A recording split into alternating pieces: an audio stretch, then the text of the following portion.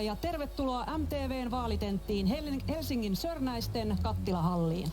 Hyvin paljon tervetuloa. Ennakkoäänestys on päättynyt hetki sitten ja nyt on aika kääntää katse kohti ensi sunnuntaita. Silloin valitaan valtuustot, joilla on edessään suuria haasteita. Sote-uudistus vie nimittäin leijonan osan kuntien rahoista. Mitä virkaa kunnilla on enää tämän jälkeen? Tästä lähtee kuntavaalien kiriviikko. Lämpimästi tervetuloa mukaan.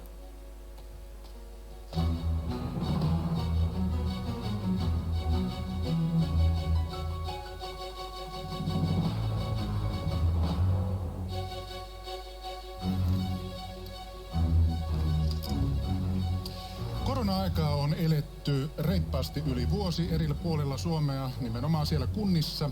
Tällä hetkellä keskustellaan kovasti tapahtumien ja kulttuurin tilanteesta. Otetaan kuitenkin kiinni ajankohtaiseen teemaan. Ravintoloille annettiin tänään hiukan lisää siimaa. Ravintola-ala aikoo kuitenkin kannella oikeuskanslerille tästä hallituksen päätöksestä. Mitä vastaatte, pääministeri Sanna Marin, siihen, että alan mukaan te toimitte muun muassa elinkeinon vapautta vastaan? Korona-aika on ollut erittäin vaikea ja se on vaatinut myös rajoitustoimenpiteitä niin, että olemme voineet pitää tautitilanteen hallinnassa ja tässä olemme kohtuullisen hyvin Suomessa onnistuneetkin. Me tietenkin haluamme myös purkaa rajoituksia. Tänään viimeksi päätimme loiventaa ja lieventää ravintolarajoituksia, mutta ymmärrettävästi ala tietenkin haluaisi vielä vauhdikkaampaa rajoitusten purkua. Me tietenkin pyrimme siihen, että samanaikaisesti voimme avata Suomea, mutta kuitenkin tehdä sen sillä tavalla, että me pidämme tautitilanteen hallinnassa ja saamme kesästä hyvän meille kaikille. Suuri tuska koskee nimenomaan tapahtuma-alaa, sisällä järjestettäviä tapahtumia, kulttuurialaa. Pääministeri antoi kasvot koronarajoituksille, tiukille toimille, mutta mikä on niin vaikeaa nyt tässä, että näitä rajoituksia lähdetään purkamaan? Kuka tätä orkesteria oikein johtaa? No kyllä hallitus yhdessä on sopinut niin koronarajoituksista. Eduskunta tietenkin omalta osaltaansa säätänyt lait ja hallitus on myös tehnyt suunnitelman, millä tavalla rajoituksia puretaan. Monet päätökset on kuitenkin paikallisten ja alueellisten viranomaisten käsissä, mutta he nojaavat tietenkin omalta osaltaansa myös tähän hallituksen exit-suunnitelmaan. Ja toivomme tietenkin siitä, että voimme purkaa kaikki nämä rajoitukset ja avata myös tapahtuma- ja kulttuuritoimintaa paljon laajemmin. Milloin on sen aika? Ihan nyt suora vastaus. No nyt kun katsoo tätä koronatilannetta, se on menossa koko ajan parempaan suuntaan. Rokotukset edistyvät myös vauhdilla. Uskon kyllä, että heinäkuun aikana pääsemme järjestämään isoja tapahtumia. Li Andersson, onko syy nimenomaan mukana näissä alueviranomaisissa vai puuttuuko nyt hallitukselta johtajuutta? Milloin nämä tapahtumat saadaan esimerkiksi auki? Ala on erittäin tuskissaan tästä. Siellä menee työtä alta ja myös tämähän koskee kuntia totta kai, koska tapahtumat tuovat isot verotulot ja näkyvyyden sitten eri kuntiin ja kaupunkeihin. Kyllähän onneksi nyt kun tautitilanne paranee, niin itse asiassa saadaan tapahtumia auki myöskin isossa osassa Suomea. Eli yhä useampi alue siirtyy nyt perustasolle ja kiihtymistasolle, jossa jo on helpotettu tapahtumien järjestämistä merkittävästi. Se tarkoittaa sitä, että saadaan kulttuuritoiminta myös käyntiin isossa osassa maata. Mutta kyllä mä pidän tärkeänä sitä, mitä Vasemmistoliitto on pitänyt esillä myöskin hallituksen sisällä, eli että kulttuuri- ja tapahtuma-alaa pitää kohdella tasa-arvoisesti muiden alojen kanssa. Onko tästä ristiriitaa hallituksen sisällä? Tästä ei ole ristiriitaa hallituksen sisällä, vaan kyllä mä näkisin, että se suurin ongelma on itse asiassa meidän lainsäädännön rakenteessa ja siitä, miten nämä yleisötapahtumat, kulttuuritoimintaa tulkitaan yleisötapahtumiksi ja niitä käsitellään myöskin lainsäädännöllisesti erillään esimerkiksi tästä ravintolasääntelystä. Li Anderssonin kanssa samalla linjoilla on ollut vihreät ja Maria Ohisalo, olette puhunut pitkään sen puolesta, että tapahtuma-alaa pitäisi jo ruveta kohtelemaan hieman hellemmin. Miten te näette tilanteen nyt? Edetäänkö nyt riittävän ripeästi, kun vähän siimaa jo tänään annettiin? No, hallituksen exit-strategian neuvotteluissa yhdessä kyllä pidimme esillä sitä, että lasten ja nuorten elämää täytyy mahdollisimman nopeasti päästä helpottamaan ja myös tapahtuma- ja kulttuurialan avaamista pitää siellä heti ensimmäisten toimien aikana tehdä. Oletteko tyytyväinen tähän linjaukseen, mitä tänään tehtiin? Mitä silloin keskustelimme exit-strategian neuvotteluissa, niin on mennyt valitettavan paljon aikaa, että oltaisiin päästy siihen tilanteeseen, että aloja olisi kohdeltu tällä tavalla yhdenvertaisesti. Tätä me ollaan Vasemmistoliiton kanssa ja myös muiden puolueiden kanssa hallituksessa vaadittu. Ja mun täytyy kyllä sanoa, että on meillä ollut hallituksen sisälläkin tässä erilaisia näkemyksiä. Eri ministeriöt on ehkä seissyt vähän erilaisessa asennossa.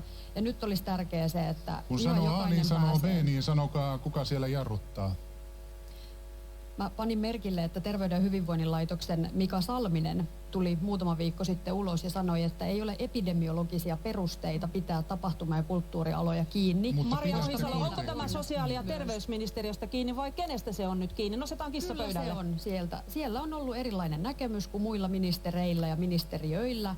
Ja nyt on tärkeää, että päästään mahdollisimman pian avaamaan tätä. Ei voi olla niin, että osa aloista pidetään kiinni, kun tässä on vuoden aikana erittäin paljon tehty töitä sen eteen, että tapahtumia voidaan tehdä terveysturvallisesti. Tähän on olemassa erilaisia malleja ja nyt niitä malleja täytyy alkaa Hyvä on, soveltaa. otetaan muut mukaan tähän keskusteluun. Eli tänään todettiin, että hieman siimaa on annettu, mutta monen mielestä ei todellakaan riittävästi. Hallituskin näyttää olevan tässä hieman erimielinen. Petteri Orpo, miten te olisitte hoitanut tilanteen? Siis ensimmäinen vuosihan koronahoidossa meni hyvin, mutta nyt tämä kevät, mitä on ollut takkuamista, ja kuten puheenjohtaja ministeri Ohisalo tänään totesi vaalihaastattelussa, että on kohtuuttomasti hidasteltu. Ja kun näin sanoo, niin sehän tarkoittaa sitä, että myöntää sen, että hallitus on aiheuttanut kohtuutonta vahinkoa niin tapahtuma-alalle kuin ravintola-alalle kuin matkailualalle. Tämä matkailu pitää myöskin muistaa. Se työskentelee näissä yhteensä jo satoja tuhansia ihmisiä ja tämä tulee aivan liian hitaasti. Ja edelleenkin niin ihmettelen sitä, että hallituksen ministerit julkisuudessa ja täällä kyllä vaatii kaikella näköisiä toimia, mutta sitten niitä ei kuitenkaan tapahdu. Et jos tämä on kiinni sosiaali- ja terveysministeriöstä ja ministeristä, niin kyllä oppositio antaa tukea ministeri Kiurun kanssa neuvotteluun, jos se on siitä kiinni. No niin, annetaan Saarikolle puheenvuoroa sen jälkeen Halla-aholle. Niin pitää muistaa tietysti ensinnäkin se tunnustus silloin, kun se on paikallaan. Tapahtuma-ala, kulttuuriala, niissä hetkissä, kun viime syksynä Suomessa saatettiin pitää auki, onnistui erinomaisesti takaamaan terveysturvallisuuden. Näytöt ovat siis myös hyvät sille, että avaamiselle on valmiutta. Annika Saarikko, eikö hallitus luota sitten tapahtuma-alan osaamiseen? He antoivat aika vahvan näytteen viime viikolla tuon mielenosoituksen muodossa. Se oli hyvin vaikuttava ja eiköhän tässä ole nyt käynyt ilmi tämän keskustelun aikana, mikä tässä asetelma hallituksen sisällä on. Vastasin tässä viime viikkoon asti tapahtuma- ja kulttuurialasta opetus- ja kulttuuriministeriössä ja totta kai kantani on tuon alan puolella terveysturvallisella tavalla. Siksi nostin esiin, että näytöt ovat hyvät siitä, että alaa voidaan vastuullisesti Oletteko avata. samaa mieltä siitä, että sosiaali- ja terveysministeriö jarruttaa tätä asiaa, niin kuin Ohisalo sanoo? No ensinnäkään ei ole mielekästä asettaa vastakkain, että onko ravintoloita kohdeltu paremmin tai mikä on matkailu. Kaikkien tilanne on huono. Jostahan se johtuu, että asia ei etene? Kyllä, meillä on paljon koronasta kärsiviä aloja. Siksi myös oli oikein, että Petteri Orpo nosti esiin matkailun. Se on erittäin iso huoli. Ja kyllä, sosiaali- ja terveysministeriö on eri mieltä kuin muut ministeriöt. Halla-aho. Hallituksen sisältä näyttää tulevan hyvin ristiriitaista viestiä siitä, onko hallituksen sisällä ristiriitaa koronarajoitusten purkamisesta. Kyllähän he sen myöntävät tänä iltana, että sitä on. Tässä kuultiin kyllä myös sellainen puheenvuoro, että niitä ristiriitoja ei olisi. Nyt ne tulevat epäsuorasti esiin, että kenkä puristaa sosiaali- ja terveysministeriössä. Minun mielestäni tässä on ongelmallista se, että selkeitä epidemiologisia kriteereitä ei ole asetettu koronarajoitusten poistamiseksi tapahtuma-alalta. Ja kuten äsken kuulimme, terveysviranomaiset arvioivat, että epidemiologisia perusteita näiden rajoitusten jatkamiselle tässä muodossa ei enää ole. Joten on hyvä kysymys, että mistä nämä johtuvat. Otetaan kommentit Essa ja Harkimo vielä. Missä tämä koronalukko johtuu?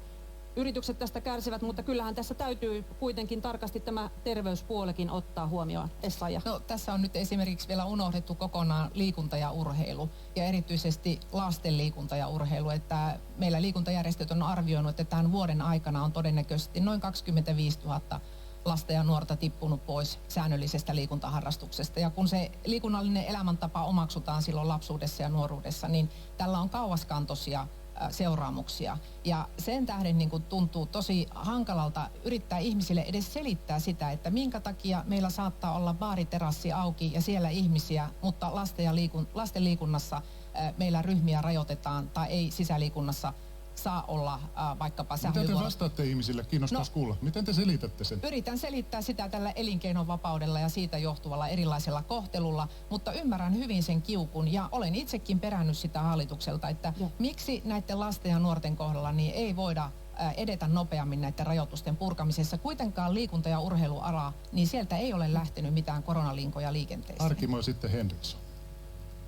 Tämä tuntuu ihan älyttömältä tämä tilanne. Jos katsotaan viime kevättä, niin silloin ei ollut rokotettu ihmisiä ja silloin tehtiin vähemmän testejä ja nyt ei pystytä avaamaan tätä. Ja tätä on pystytty suunnittelemaan vuosi tätä aikaa jo ja nyt kun katsotaan tapahtumia ulkomailla, me ollaan ihan eri luokassa. Siellä vaaditaan koronapassi, siellä vaaditaan testit ja siellä pystytään menemään 15 000 samaan paikkaan. Ja Mutta Harkimo, sitten kun tulee näitä tiukkoja toimia, on passeja, on testejä, niin sen jälkeen alkaa Marina myös siitä, että nyt on taas liikaa näitä erilaisia rajoituksia. ei, mutta siihen asti kunnes se on, me ollaan rokotettu kaikki ihmiset, heinäkuun lopussa on kaikki riskiryhmä rokotettu, silloin tämä voidaan vapauttaa ja kaikki on saanut 2 rokotusta. Nyt tämä tuntuu ihan kuin taas sosiaalidemokraattien joku juoni siitä, että kun vanhemmat ihmiset tykkää siitä, että näitä turvallisuustakeista, että nyt odotetaan vaaleihin ja sen jälkeen avataan. Sosiaalidemokraattien juoni annetaan Sanna Marinin toki kommentoida, mutta ensin Henriksson. Ihan kohdistettu kysymys vielä Henrikssonille. Mitä heikkouksia tämä koronan hoito on paljastanut tästä meidän hallinnostamme? Tässä on aika paljon epäselvyyttä alueiden, kuntien ja sitten on myös tämän niin kuin keskushallinnon eli hallituksen ja ministeriöiden kesken. Se on tullut ihan selväksi. No kyllähän se on paljastanut sen, että on ennen näkemätöntä, että ollaan oltu tällaisessa kriisissä. Tulokset kuitenkin puhuvat siitä, että me olemme onnistuneet. Suomessa ollaan pärjätty paremmin kuin monessa muussa maassa. Mutta toki on niin, että otetaan nyt opiksi siitä, että mitä kaikkea tässä on matkan varrella tapahtunut. Ja nyt on se hetki, kun pitää myös ruveta miettimään, että olemme siirtymässä kohti sitä normaalia. Meidän pitää ymmärtää se, että ihmisten perusoikeuksia ei voi rajoittaa, jos ei ole välttämätöntä. Eli pitää ottaa opiksi, silloinhan niitä heikkouksia on. Missä kohtaa niitä on? No siis nyt tässä vaiheessa niin onneksi mennään siihen parempaan suuntaan. Kyllähän se aika on ihan kohta täällä, kun meidän pitää avata yhteiskuntaa ja meidän pitää oppia elämään sen ajatuksen kanssa, että tämä virus on olemassa, ihmisiä rokotetaan, tilanne paranee koko ajan ja sen takia ymmärrän erittäin hyvin myös sen kulttuuri- ja tapahtuma-alan näkemyksen tähän ja kyllä me hallituksessa käydään tätä vuoropuhelua ja keskustelua. Tässä on vain eri ministeriössä on vähän eri näkökulma ja tähän tietysti se on keskustelu, mitä pitää edelleen käydä hallituksen sisällä. Mitä sanoo pääministeri Sanna Marin? Aika selkeästi nostettiin, että lukkona on STM ja siellähän on sitten Krista Kiuru, hänen asemastaan on puhuttu tosi paljon tänä keväänä. Miten näette hänen roolinsa nyt tässä siinä, että rajoitukset ja niiden purku, se jumittaa? Siitä olivat hallituskumppaninne aika yksimielisiä muut. Fakta on kuitenkin se, että Suomi on hoitanut koronan Euroopan parhaiten ja meillä myös rokotukset edistyvät Euroopan nopeimmin. Sen vuoksi, että me olemme hoitaneet tautitilanteen niin hyvin, niin itse asiassa nämä rajoitustoimenpiteet ovat olleet Suomessa paljon lyhytkestoisempia ja myös paljon kevyempiä kuin monissa muissa maissa. Me olemme ottaneet tiukan linjan, me olemme olleet oikea-aikaisesti liikkeellä, kun me olemme asettaneet rajoitustoimenpiteitä oikea-aikaisesti riittävän ajoissa ja riittävän voimakkaina, niin me olemme pitäneet tautitilanteen hallinnassa. Ja tällä hetkellä me etenemme kesää kohti, valoa kohti, rokotukset edistyvät ja myös näitä rajoitustoimia on päästy purkamaan ja niitä tullaan purkamaan. Mutta mitä vastaatte hallituskumppaneille, jotka tässä nyt ihan julkisesti antavat ymmärtää, että kääntävät syyttävän sormensa SDP johtamaan sosiaali- ja terveysministeriöön? No ehkä tähän voisi sanoa vanhan viisauden, että voi tätä käsien pesua. Kyllä hallitus on yhdessä näistä asioista linjannut myös tämän suunnitelman, exit-suunnitelman tehnyt ja sen mukaisesti me etenemme, noudatamme sitä omaa suunnitelmaamme ja etenemme sen mukaisesti, puramme rajoituksia ja samalla varmistamme, että tautitilanne ei pahene ja pääsemme viettämään normaalimpaa kesää. Ihan lyhyet kommentit Orpo ja Andersson ja sitten lähdetään menemään seuraavaan teemaan. Onhan tämä aivan uskomatonta, kun meillä on työvälineet, meillä on rokotetut ihmiset, meillä on koronapassi mahdollista ottaa käyttöön, meillä on tapahtuma-ala, ravintola-ala, matkailuala, joka osaa järjestää turvallisesti tapahtumia tai ravintolassa käynnin tai matkailun, niin hallitus riitelee tästä. Kyse on ihmisten, kymmenien tuhansien, satojen tuhansien ihmisten töistä, työpaikoista, siitä, että pääseekö muusikko soittamaan, pääseekö kokki tekemään ruokaa. Onko meillä Lapissa matkailua tämän jälkeen? No tästä tämä on ollaan varmaan Orpo kaikki samaa mieltä ja vielä Anderssonille sitten puheenvuoro. Ongelma ja se, mitä meidän pitää ottaa opiksi tästä on se, että käytännössä siis kulttuurin ja tapahtuma-alan elinkeinon harjoittajien elinkeinon vapautta ei kunnioiteta samalla tavalla, jos mä puhun ihan suoraan, myöskään meidän lainsäädännössä kuin esimerkiksi ravintola-alan yrittäjien vastaavien tai muiden niin kuin yrittäjien vastaavaa. Eli heillä on tavallaan heikompaa suojaa siitä huolimatta, että silläkin alalla toimii yrittäjiä, jotka saa leipäänsä yritystoiminnan kautta, jotka työllistää ihmisiä. Tämä suurin kiista hallituksen sisällähän koskee siis sitä, minkälaisia rajoituksia on kaikkein pahimmilla epidemia-alueilla. Ja siellä on nyt päässyt syntymään epäsuhtaa kulttuuri- ja tapahtuma-alan ja muiden elinkeinojen välillä. Ja tätä epäsuhtaa hallituksen pitää pystyä korjaamaan myöskin ihan exit-strategian mukaisesti. Hyvä on. Jäämme odottamaan hallituksen ratkaisuja ja toimia. Kyllä, heinäkuussahan piti tulla. Koronan jälkilaskua maksetaan vielä pitkään kunnissa, sen tiedämme kaikki, ja haasteet tulevat olemaan melkoiset tulevilla valtuutetuilla. Näistä lisää katkon jälkeen.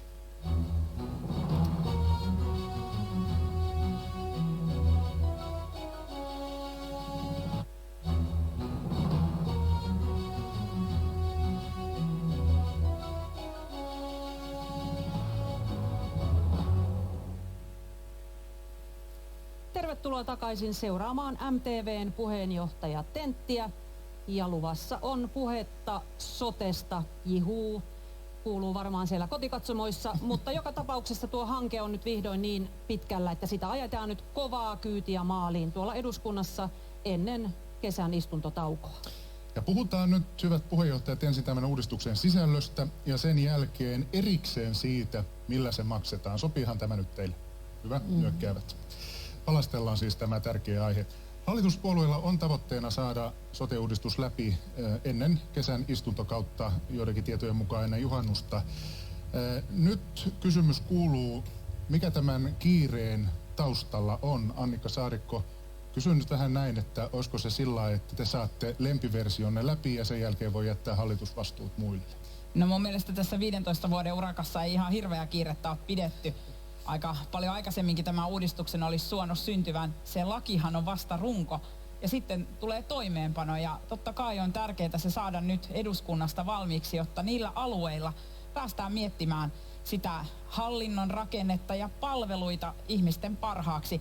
Sanoitte, että sote-uudistus tuskin hirvittävästi ei enää innosta, mutta kyllähän suomalaiset tutkimuksissa sanoo, että lääkäri- ja terveyspalvelut on kuntavaalienkin tärkein asia. Ja Ei me niin sanottu, vaan me sanottiin, että jihuu kuuluu siellä kotikatsomossa, kun puhutaan sotesta. Mutta Annika Saarikko, ihan nyt rehellisesti, onko tässä kiire myös sen takia, että jos tulee turpaan tuolla vaaleissa ja sitten tavallaan se keskustan asema ei siellä maakunnissa enää ole niin vahva, niin nyt on se hetki, nyt jos koskaan se sote on saatava maaliin? No vastaan rehellisesti, että ei.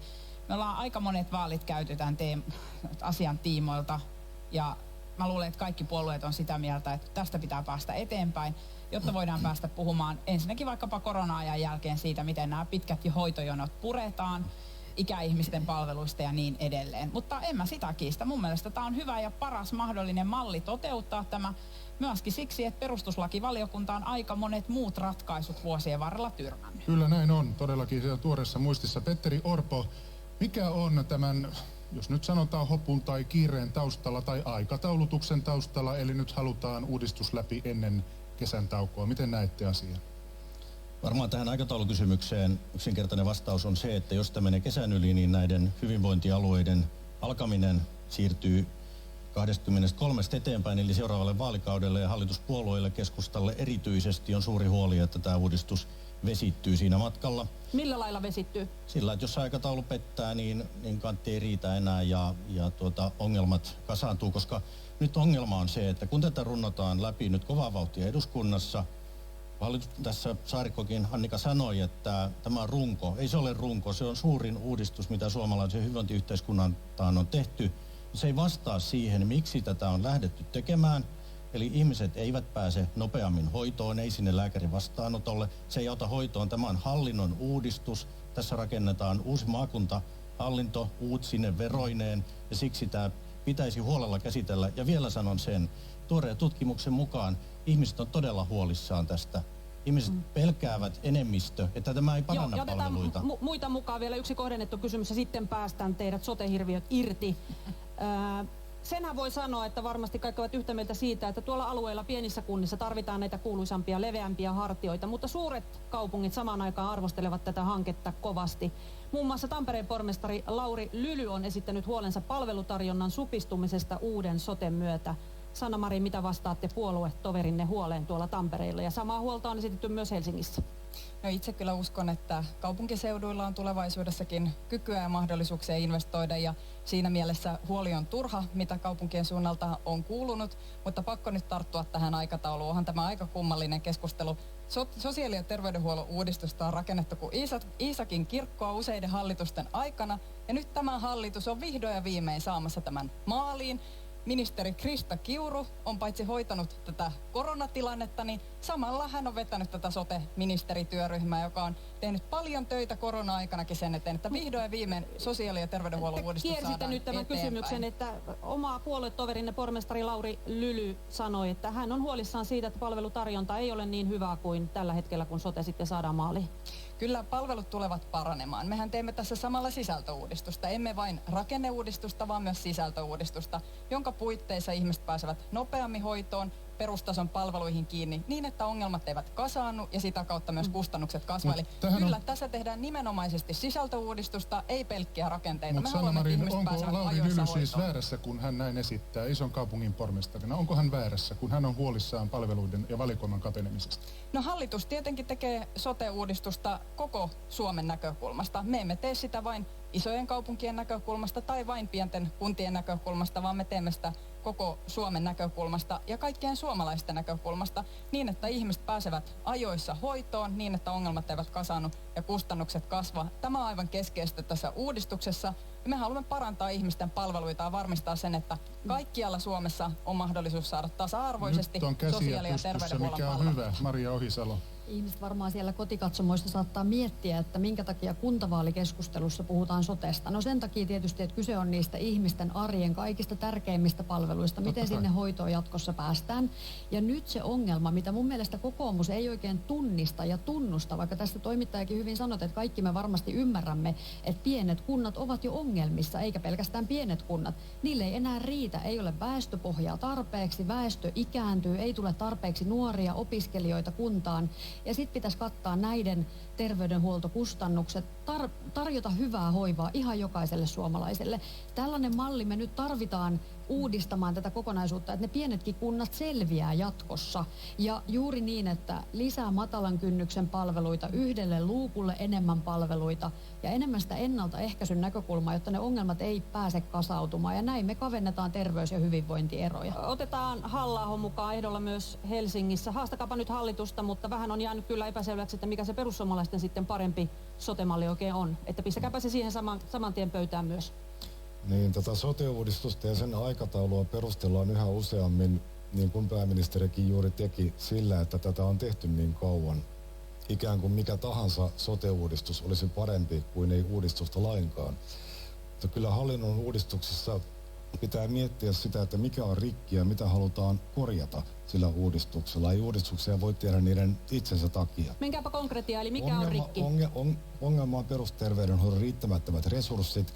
Se, että suurin osa Suomen kunnista on väestökehityksen vuoksi taloudellisesti niin heikossa jamassa, että ne eivät pysty järjestämään laissa säädettyjä palveluja. No itse asiassa hyvin pieni vähemmistö Suomen kunnistahan tällä hetkellä itse järjestää yksin palvelut. Suurin osa tekee yhteistyötä ja perusterveydenhoitoa lukuun ottamattahan tämä toimii varsin hyvin. Suomessa on kansainvälisesti vertautuna varsin kustannustehokkaasti järjestetty julkinen terveydenhoito. Tämä tiedetään, mutta miten te korjaisitte tämän probleeman? Kehittämällä nykyistä järjestelmää. Tässä on nyt sekoitettu sote-järjestelmän uudistusta, joka ei tuo yhtään lisää rahaa sinne järjestelmään. Sen sijaan hallinnon uudistus itsessään syö niitä resursseja, joita tarvittaisiin palvelujen järjestämiseen ja tuottamiseen. Hyvä, ruvetaan ottamaan vähän kierrosta sieltä. Henriksson, Essayah ja sitten pääsitään tältä puolta kohta myös ääneen. Sote-uudistuksessahan on kyse siitä, että ihmisten pitää saada yhdenvertaisia palveluita ympäri Suomea. Pitää päästä lääkäriin silloin, kun on se tarve. Pitää olla sellainen tilanne, että sosiaalihuolto, lastensuojelu toimii kaikkialla. Ja olen kyllä hyvin yllättynyt tästä perussuomalaisten ajatuksesta siitä, että mitään ei tarvitsisi tehdä. Ettekö ole havainneet sitä, että pienemmissä kunnissa niin ne ylitykset kuntatalouteen, ne tulee yleensä siitä sotesta. Ongelma on se, että ei ole lääkäreitä. Ongelma on myös se, että ei ole riittävästi asiantuntijoita. Sen takia nämä vähän pienemmät kunnat tässä meidän hyvässä maassamme, ne tarvitsevat isompia ja levempiä hartioita. Ja kokoomuksen osalta niin en ymmärrä ollenkaan sitä, että 10 vuotta ollaan tehty nyt uudistusta. Kokoomus on ollut myös pääministeripuolueena. Olette olleet mukana tekemässä näitä erilaisia vaihtoehtoja, jotka kaikki ovat kaatuneet perustuslaillisiin ongelmiin. Nyt meillä on sellainen uudistus, joka myös läpäisee perustuslakivaliokunnan ja joka tietää myös sitä käytännössä, että ihmiset saavat Kiitos. yhdenvertaisia Pidetään puheenvuorot tiiviinä. Orpo saa nyt vastata, Niin. sen jälkeen on Essayahin vuoro ja tämä pääsee sen jälkeen ääneen. Ensimmäinen asia on se, että tämä ei ole uudistus, koska tämä ei vastaa sille asetettuisiin tavoitteisiin, eli tämä ei nopeuta hoitoon pääsyä, eikä tämä saa rahoja riittämään. Toiseksi se, että jos tämä on perustuslain mukainen, niin se ei tarkoita, että se on hyvä. Meillä olisi Niin, paljon mutta järkevämpi teidän uudistukset eivät paljon ole järkevämpi läpäisseet sen. edetä nykymallin pohjalta kehittämällä sitä, niin kuin me nähdään, että kaikkien näiden vuosien aikana, kun sotea on yritetty mammuttimaisesti tehdä, alueet ovat ratkoneet tätä jo itse. Me emme tarvitse maakuntahallintoa, eikä me tarvita sitä 3-4 miljardia, jonka te nyt aiotte käyttää hallinnon rakentamiseen. Käytetään se palveluiden parantamiseen siihen, että ihmiset oikeasti Ja pääsevät kun mennään tälle puolelle, niin Essayah tosiaankin tämän koko uudistuksen pihvihän tulisi olemaan nämä 21 hyvinvointialuetta ja Helsingin erityisratkaisu sitten kirsikkana kakun päälle. Kuinka hyvin teidän mielestänne tämä malli palvelee kuntalaisten hoitoon pääsyä? Ja Mikä onko nyt tässä on se nimenomaan se tärkein asia? hoitoon pääsy? Se on nyt mainittu tässä ja sitähän ihmiset nyt hakevat. Toteutuuko se tällä mallilla? No kyllä tässä on haasteensa, eli kristillisdemokraatit lähtee siitä, että tarvitsemme ne suuremmat hartiat, mutta emme suinkaan todellakaan näin massiivista hallintoa kuin mitä tässä toimittaja kuvasi. Ja sen lisäksi sitten vielä tämä Helsinki-Uusimaa-ratkaisu, joka tarkoittaa sitä, että noin 1/3 suomalaisista ei kuitenkaan tule tämän sosiaali- ja terveydenhuollon integraation piiriin, eli silloin kun sosiaali- ja terveydenhuollon palveluita halutaan yhdistää ja saada ne hoivaketjut joustavammaksi. Sen lisäksi niin Tampere on hyvä esimerkki siitä, että suurena kaupunkina sillä ei tulevaisuudessa ole mahdollisuus tuottaa palveluita. Helsinki on ainut, joka tässä voi tuottaa tulevaisuudessa palveluita. Kuitenkin samanaikaisesti meillä on pieniä sote-maakuntia, kuten Kainuu tai Keski-Pohjanmaa, joilla on Olette sitten siis mahdollisuus. lakkauttamassa Emme ole maakuntia lakkauttamassa. Tämä on Mutta aina, niitä on- Henriksson ottaa aina esille tämän Keski-Pohjanmaan, että ikään kuin me olisimme maakuntia lakkauttamassa. Niin, mutta niitä on Tässä nyt huomaamme liikaa. sen, että miten keskustan ajatus siitä, että maakunnat on tämän keskiössä, niin on vallannut jo koko hallituksen. Hei, Eli eihän se niin ole. tämän Mä keskiössä sanoin, pitää olla... Otetaan keskiössä rauhassa, pitää- otetaan tämän rauhassa nyt. keskiössä, Tässä kyllä. tulee hyvin poliittisia eroja esille ja se on Juuri näin. se katsojille terveisiä pääsevät äänestämään ja nyt olemme luvanneet Anderssonille puheenvuoron Ja harkinnassa saanko tehdä jälkeen. kohdennetun kysymyksen? Mikä on sitten yksityisten toimijoiden rooli tässä sote-uudistuksessa? Sekin on vähän niin kuin epäselvä. Jos mä aloitan siitä hyvästä kysymyksestä, eli mikä on rikki? Koska siitähän tavallaan tässä kaikessa on kyse. Se mikä on rikki on se, että tutkimusten mukaan kaikkein huonoimmiten lääkärin vastaanotolle Suomessa pääsee pienituloiset julkisia palveluja käyttävät ihmiset. Se on epätasa-arvosta, se on myöskin varsin kallista epätasa-arvoa. Toinen asia, mikä on rikki, on se, että meillä on riittävästi mielenterveyden osaamista tai palvelua meidän perustason järjestelmässä. Eli kun ihmiset hakee apua, niin voi mennä jopa vuosi siitä, kun ensimmäistä kertaa otetaan yhteyttä terveyskeskukseen, siitä kun ollaan kunnolla meidän mielenterveyspalveluiden piirissä. Ja tämä on myöskin isojen kaupunkien ongelma. Mä oon eri mieltä siitä, että tämä sote-uudistus tehdään ikään kuin vain pienten paikkakuntien näkökulmasta. Meillä on isoja kaupunkeja, missä jonot terveyskeskuksiin on yli kuukauden mittaisia reippaasti. Meillä on ollut tilanne Tampereella ja Turussa, jossa nuorisopsykiatriset osastot eri sairaanhoitopiirin puolella on niin täynnä, että siellä nukkuu apua hakeneet nuoret patjoilla lattialla. Eli kyllä tämä niinku rakenneongelma vaikuttaa myöskin isojen kaupunkien Miten tämä näkökulmasta. uudistuksenne ratkaisee nyt nämä ongelmat? Lyhyt vastaus. Ratkaisee sillä, että kun yksi taho vastaa koko tästä palvelujärjestelmästä, erikoistuneesta hoidosta aina sinne terveyskeskustasoon asti, niin silloin se mahdollistaa resurssien ohjaamisen sinne perustasolle ja se mahdollistaa myöskin osaamisen ohjaamisen sinne. Hyvänä esimerkkinä se, että esimerkiksi psykiatrian puolella työskentelevät ihmiset voivat jalkautua sinne terveyskeskuksiin Kiitos, pidetään niin, että me vastaukset saadaan sitä lyhyenä. palvelua sinne Eihän Uudellamaalla tarjolla. tämä integraatio juuri toteudu. 1/3 suomalaisista jää sen ulkopuolelle. Miten se maakuntahallinto tämän ratkaisee? Niin, tässä on paljon puhuttu siitä, Juuri että ihmiset kerroin ei sulle, pääse Petteri. hoitoon. Tämä ei ratkaise sitä. Ei me saada lisää lääkäreitä, ei me saada tällä ratkaisulla lisää hoitohenkilökuntaa. Meillä on 30% alemmat kustannukset kuin Pohjoismaissa. Nyt rakennetaan hallitus rakentaa kauheita himmeliä sinne vaan. Ei tämä ratkaise yhtään niitä ongelmia, mitä meillä tänä päivänä on. Ja ajassa, en tiedä paljonko kello on, himmeli on mainittu, mutta mennään vielä vähän tähän sisältöpuoleen. Annika Saarikko, mikä on yksityisten toimijoiden osuus nyt tässä uudessa sotessa? Siitäkään Tuossa kysyin sen Anderssonista, mutta en saanut siihen vielä vastausta. Palveluseteleitä pitää olla. Käytännössä sama Yksityinen todellakin tarvitaan. kuin nyt, eli jos ajatellaan suomalaisen kannalta, hän voi saada jatkossakin palvelusetelin, joka on helpottamassa sitä, että vaikkapa hammaslääkärin vastaanotolle ei tarvitse jonottaa niin kauan tai tiettyihin yksityislääkäri- tai erikoislääkäripalveluihin. Eli sama rooli kuin nyt. Orpo, te olette sanonut tässä tämän kierroksen aikana, että uusi malli tulisi todennäköisesti lisäämään yksityisten terveysvakuutusten määrää. Se on aikamoinen kuperkeikka, kun En mietitään halua olla viime ilkeä, kautta. mutta että kokoomus on huolissaan tästä. Joo, tämä on itse asiassa erittäin tärkeä kysymys. Miksi? Koska tällä hetkellä jo meidän sosiaali- ja terveyspalveluista erittäin iso osa tuotetaan yksityisen ja kolmannen sektorin puitteissa. Hallituksen sote-ratkaisu työntää yksityisen sektorin syrjään, luo ikään kuin julkisen tuotantomonopolin, joka tulee vääjäämättömästi tarkoittamaan sitä, Joka on että jonot tulee pitenemään, ei käytetä yksityistä sektoria niin paljon hyväksi. Siellä jonossa on silloin ne vähävaraiset ihmiset. Tämä tulee lisäämään terveyseroja ja niin, että kaikki ne, joilla on varaa, hankkivat terveysvakuutuksen ja käyvät hakemassa terveyspalvelut yksityiseltä. Ja on uskomatonta, että vasemmistohallitus tuo tämän tyyppistä mallia, joka asiantuntijoidenkin mukaan lisää terveyseroja. Me nähdään se myöskin siitä, että nyt terveysyhtiöt ovat tyytyväisenä rakentamassa näitä tuotteita ihmisille tätä vasemmistohallituksen Sanna-Marin vastaus varten. Tämä on ollut kyllä kummallista tämä kokoomuksen kritiikki, kun sieltä suunnasta on sekä syytetty meitä hallitusta siitä, että me tehdään Amerikan mallia ja sitten on syytetty siitä, että tämä on ihan pelkkää sosialismia. Kysehän on siitä, että järjestämisvastuu on hyvinvointialueilla, mutta siellä palvelutuotannossa, aivan kuten tälläkin hetkellä, niin siellä on julkisia tuottajia, yksityisiä tuottajia ja myös kolmannen sektorin tuottajia eli järjestöjä. Se malli, mikä nyt on rakenteilla, niin oleellista siinä on juuri kuten Andersson tässä hyvin kuvasi, se, että sosiaali- ja terveydenhuollon palvelut toimivat paremmin yhteen ja se, että erikoistason ja perustason palvelut toimivat hyvin saumattomasti yhteen niin, että ihmistä voidaan kokonaisvaltaisesti katsoa. Hän saa sen avun ajoissa, minkä hän tarvitsee, niin että siellä perusterveydenhuollossa todella päästään nykyistä nopeammin lääkäriin ja hoitoon, että ei tarvitse odottaa, että ongelmat pahenevat ja sitten käytetään niitä erikoistason kalliita palveluita. Tässä kun mainittiin nyt terveysvakuutukset, niin alkaa raha haista ja hyvä niin, koska kohta puhutaan rahasta sillä, miten tämä sote-uudistus maksetaan katkon jälkeen.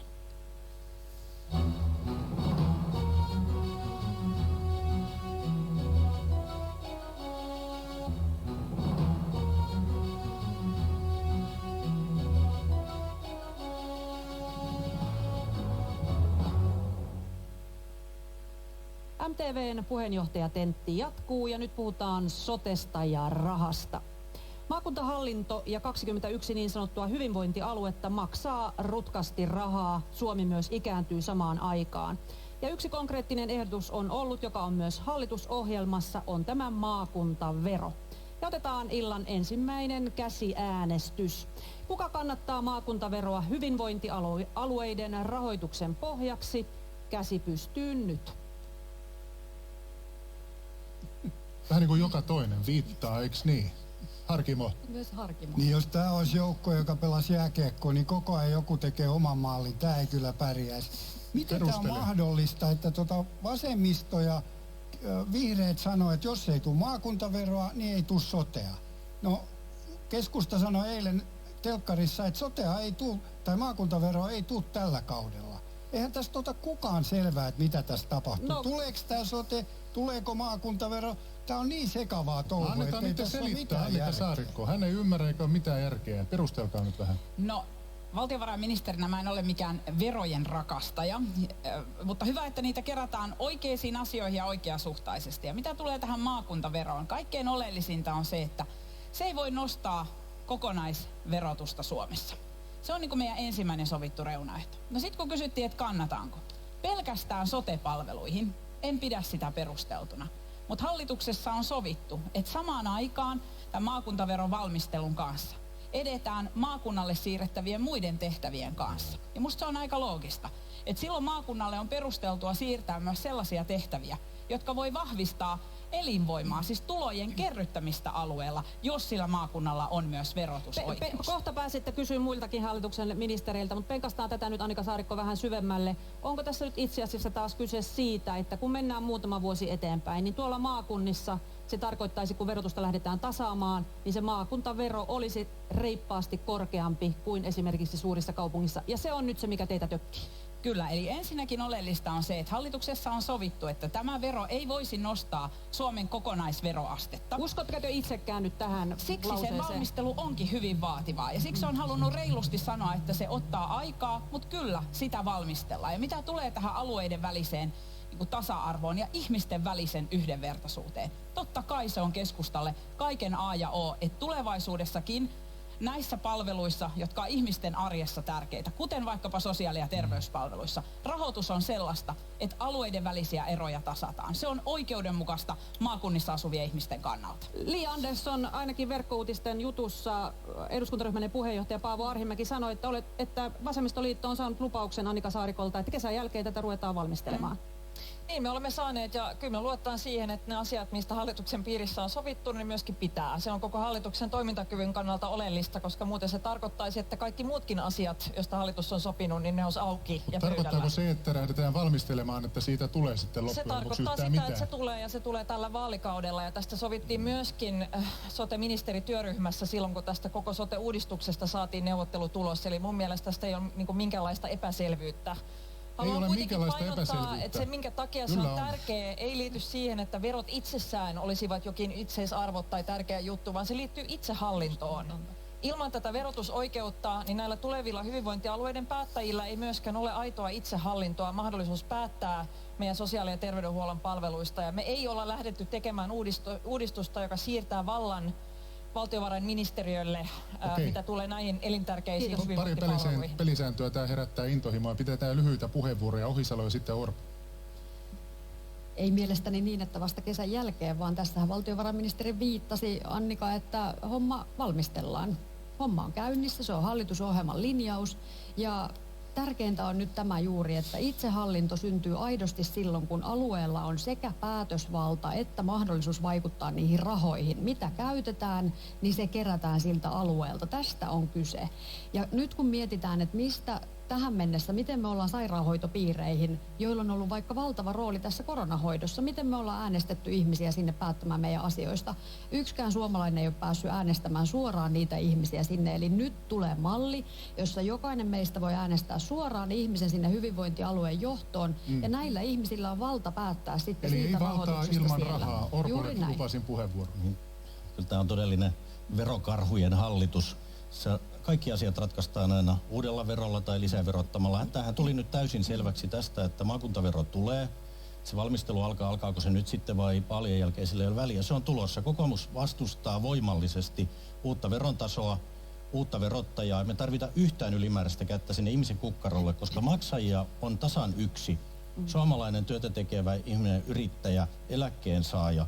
Ja kun tämä ei ole pelkästään, on ongelmaa siis siinä, että näitä hyvinvointialueita on niin monta, että niiden kantokyky ei riitä, jolloin se uhkaa nousta erittäin korkeaksi. Silloin tarvitaan taas voimakas valtion tasausjärjestelmä, joka vie sitten taas suurilta kaupungilta rahaa.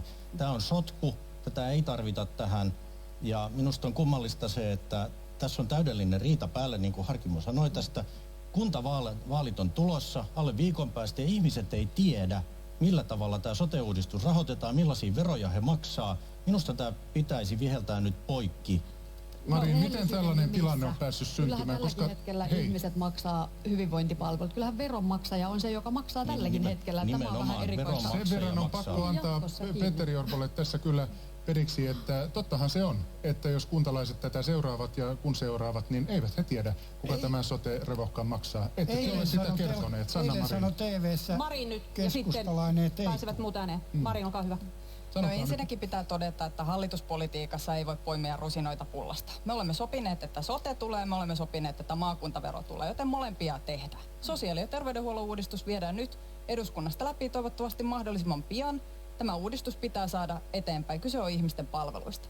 Ja kyllä, maakuntaveroa valmistellaan ja siitäkin tullaan päättämään. Siitä on ihan yhtä lailla sovittu. Ja minä pääministerinä pidän kiinni siitä, että se mitä hallituksessa sovitaan, niin siitä pidetään kiinni. Hallituspolitiikka ei ole rusinoita pullasta. Tämä on aivan uskomatonta, että hallitus itse asetti tämän maakuntaverokomitean, josta taidan olla ainut tästä porukasta, joka oli mukana siinä. Ja tämä komitea tuli asiantuntijoiden työn perusteella siihen tulokseen, että maakuntavero ei sovellu tämän sote-mallin rahoitukseksi. Ja nyt hallitus on irtautumassa tästä omasta työstään. Sen lisäksi oli mukana myöskin tässä monialaisia maakuntia tutkineessa komiteassa. Siinä tultiin siihen johtopäätökseen, että vuonna 2026 ehkä ympäristöterveydenhuolto voisi olla sellainen, joka otettaisiin tähän mukaan. Muistuttakaa lyhyesti, miksi se ei sovi rahoitusmalliksi? Se ei sovi juuri sen takia, että jos ajatellaan vaikka se niin sanottu 2% malli, mitä siinä komiteatyössä testattiin, niin onhan 2% aivan eri summa Helsingissä, kun se on vaikka Lapissa tai Pohjois-Karjalassa.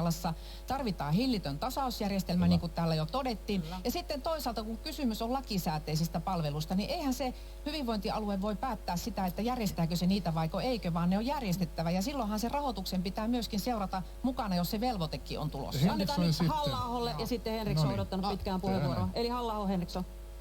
Julkisten sote-palveluiden suurin ongelmahan on raha, tai pikemminkin sen puute, ja se, että kuntien nykyiset yhteistyömekanismit korvataan hyvinvointialueella, ei tuo lainkaan lisää rahaa palvelujen järjestämiseen. Päinvastoin esimerkiksi palkkaharmonisointi ja muut uudistukseen liittyvät kulut itsessään vievät sitä rahaa, jota tarvittaisiin näiden palvelujen järjestämiseen. Ja kuten täällä on todettu jo aiemminkin, niin pelkästään sote-palvelujen näkökulmasta nyt esitetty hyvinvointialueiden määrä on yksinkertaisesti liian suuri. Suurin osa niistä on erittäin heikossa taloudellisessa tilassa ja tuskin edes kovin pitkäikäisiä. Ja tämä aiheuttaa suurta painetta siihen, että mikäli maakuntavero toteutetaan, niin totta kai sitä nostetaan. Samaan aikaan kunnat joutuvat tämän uudistuksen myötä ahdinkoon muun muassa velkojensa ja investointiensa vuoksi, jolloin niilläkin on painetta kohottaa omaa verotustaan. Tässä on luvattu Henrikssonille puheenvuoro ja sen jälkeen Saarikko. Henriksson nyt. No, on aivan selvää, että RKP:llä on tärkeää se, että kun se maakuntavero tulee, niin se tehdään sillä tavalla, että kokonaisveroaste ei nouse. Tämä on meille äärettömän tärkeä asia. Onko sellaisia veroja, jotka laskee? Niin miten tämä on mahdollista? Te hoitte tätä näin. Siis se veronmaksajahan on se, joka maksaa sen tuloveron. Se veronmaksaja on se, joka maksaa sen tulevan mahdollisen maakuntaveron. Ja itse olen puhunut siitä, että me tarvitaan tämmöinen hybridimalli. Siis meillä täytyy olla valtion rahoitus pohjassa, se on se iso asia. Ja sitten hyvinvointialueilla pitää olla se mahdollisuus, jos hyvinvointialue itse niin katsoo ja jos ne vaaleilla valitut päättäjät niin katsovat, että he voivat käyttää sitä maakuntaveroa 0-2% esimerkiksi. Tämä on tärkeää. Ja mitä tässä puheenjohtaja Halla-aho puhui tästä, että nyt palkat harmonisoidaan. No mun mielestä se on yhdenvertaisuuskysymys. Silloin me päästään sellaiseen tilanteeseen, että sairaanhoitajat ja vanhustenhoidossa olevat henkilöt saavat samasta työstä saman palkan. Jos perussuomalaiset sitä vastustaa, niin se on hyvä tietoa myös äänestäjille. Te tarvitsette maakuntaveron sen takia, että tämä sote-malli on niin alirahoitettu, että se lähtee 2 miljardia takamatkalta ja siksi tarvitaan tämä maakuntavero. Meillä ei ole mitään sellaista mallia, joka ei maksaisi yhtään mitään. Sote-palveluihin käytetään joka tapauksessa tulevaisuudessa lisää rahaa, koska Suomessa väestö ikääntyy ja kaikista on luvattu pitää huolta. Mä en enää pysy perässä perussuomalaisten, onko maakuntia liikaa, kannattaako niitä tulla ollenkaan, en tiedä teidän mallista, mutta mä kommentoin vielä tätä, missä ollaan juuri nyt. Eduskunnassa on loppusuoralla soten rakenne, jonka yhteydessä on sovittu rahoituksesta. Kaikki palaset on eduskunnassa ja mä myöskin muistutan, että me ollaan tehty aiemmin Suomessa, me päättäjät, virheitä siinä, että on liian isoa uudistusta yritetty kerralla. Se on nyt vaihe 1, mikä on eduskunnassa. Tämä keskustelu maakuntaverosta on vaihe 2. Ja siihen liittyen olen kertonut reilusti, että valmistelu tulee olemaan erittäin vaativaa, koska me emme halua, että kenenkään verotus nousee sen takia, ja koska meidän pitää sopia, mitä muita tehtäviä maakunta saa Sen verran utelias, että haluaisin tietää, miksi tämä marssijärjestys, miksi ette miettineet esimerkiksi rahoitusta ensin? No ensinnäkin rahoitus on mietitty tähän yhteyteen, on jo ratkottu, siitäkin kokoomus on kertonut, että se on väärin toteutettu. Te teette ensin nyt mallin, sitten te teette rahaa. Se rahoituksen maakuntaveron osuus, mahdollinen, jota nyt valmistellaan. Suomessa ei ollut koskaan ennen mietitty, mitä se tarkoittaisi. Keskustakin on sanonut, että itsehallinto, siis aito itsehallinto, rahat ja vastuu, palvelut samoissa käsissä, on hyvä ajatus. Mutta aivan kuten tässä on noussut esiin, minä en voi olla esittämässä sellaista ratkaisua, joka lisää ihmisten eriarvoisuutta suhteessa palveluihin, vaan Suomessa on ollut tärkeä periaate tulojen tasaus alueiden välillä. Siellä, missä on pidemmät välimatkat, enemmän sairaita. Totta kai, sinne pitää kohdistaa myös enemmän rahaa. Ja nyt otetaan Orpo ja Marin. Tässä on nyt siis kyse siitä, että keskustapuolue haluaa mennä kohti pitkäaikaista haavettaan, eli monialaisia maakuntia. Me käydään kuntavaaleja ja tässä jo hamutaan seuraavia tehtäviä kunnilta pois. Se on luultavasti sivistystoimi, jota te olette halunnut pitkään.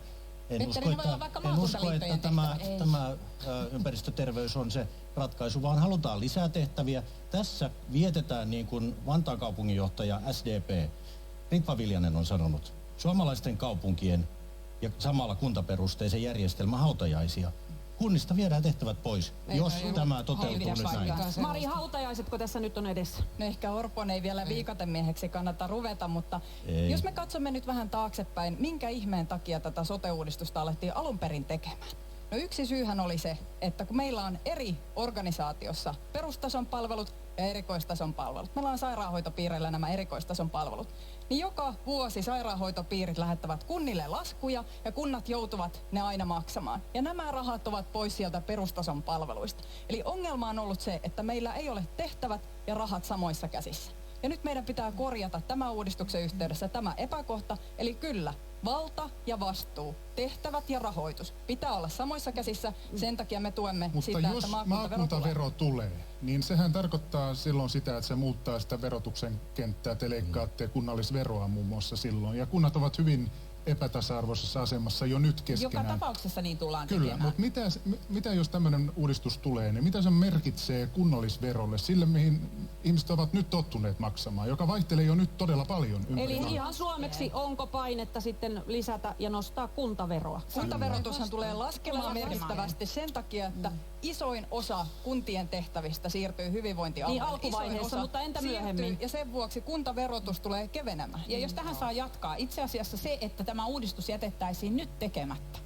Meillä on faktaa siitä, että se korotuspaine kuntaverossa olisi paljon suurempi. Eli tämä kokoomuksen ja Petterin ajatus siitä, että ei tarvitse tehdä mitään, on yhtä kuin veroja lisää kuntalaisille, koska uudistus vähentää veronkorotuspainetta. Minä en ole missään vaiheessa sanonut, että mitään ei pitäisi tehdä. Kehitetään nykymallia, käytetään rahat mieluummin sen virheiden korjaamiseen, ei hallinnon uudistukseen niin kuin tässä nyt tehdään. Ja itse asiassa haluaisin nyt, kun tässä kuntaverosta puhuttiin, niin vielä kysyä SDP-puheenjohtajalta, että kun kerroitte viime viikolla, että se on edelleen pöydällä se kuntaveron progressio, niin onko näin? No olen tähän kohtaan sanonut, että ei, tämä ei ole hallitusohjelmassa eikä se ole myöskään kysymys, joka kuntavaaleissa ratkaistaan. Mutta me haluamme keventää pieni- ja keskituloisten verotusta, mielestämme se olisi oikein. Ja osana tätä voitaisiin ohjata pääomatuloveroista siivu myös kunnille niiden tärkeiden tehtävien ja palveluiden hoitamiseen. Saako kommentoida tähän? Joo, toki kiinnostaa, mikä on teidän kantanne tähän? Ensinnäkin tässä on nyt kaksi eri asiaa. Puhua pääomatuloista siivu.